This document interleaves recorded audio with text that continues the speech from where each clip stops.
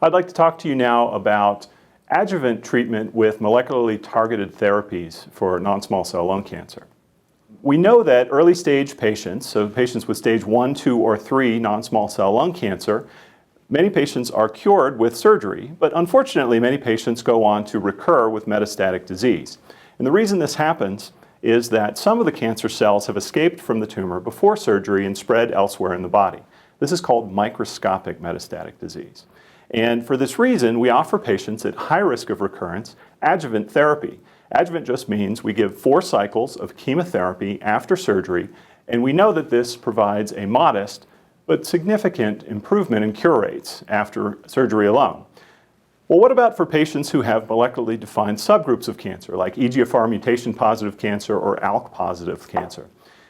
We know that in the advanced setting, that targeted therapies like Tarceva or Gilatrif for EGFR positive cancers or crizotinib or Xalkori for ALK positive lung cancer are better than chemotherapy in terms of inducing tumor responses, delaying the progression of cancer, and potentially even improving overall survival. Since they work better in the advanced setting, wouldn't it make sense that they might work better in the adjuvant setting as well?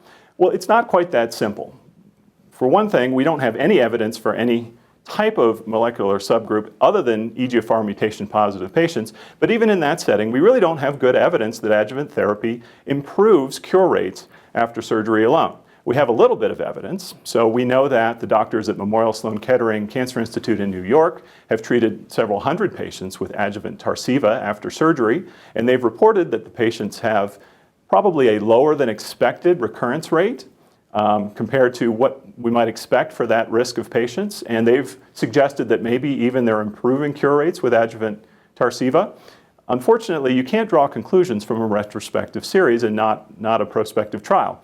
There have been at least 2 prospective trials that have been done, including one phase 2 trial that treated patients with 2 years of adjuvant Tarceva after surgery, and then a subgroup of patients from a phase 3 trial called the Radiant trial. So these were not EGFR mutation positive patients in the overall trial, but there were 160 mutation positive patients on the trial who were treated with 2 years of Tarceva or 2 years of a placebo.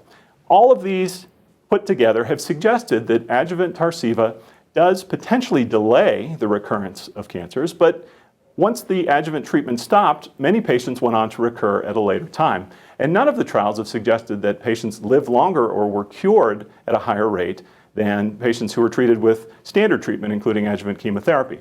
So what we really need is a randomized prospective phase 3 trial. And luckily, there is one that's open and enrolling. It's called the Alchemist trial.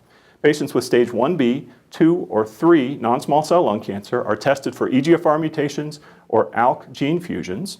And if those are found, they're randomly assigned to 2 years of Tarceva for EGFR or Xalkori for ALK-positive lung cancer patients, or 2 years of a placebo.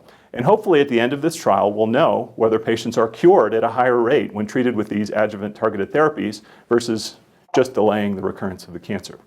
So for now, in 2015, I would not routinely recommend adjuvant therapy with a targeted drug like Tarceva or Xalkori outside of a clinical trial, but would strongly encourage patients to enroll in the Alchemist trial.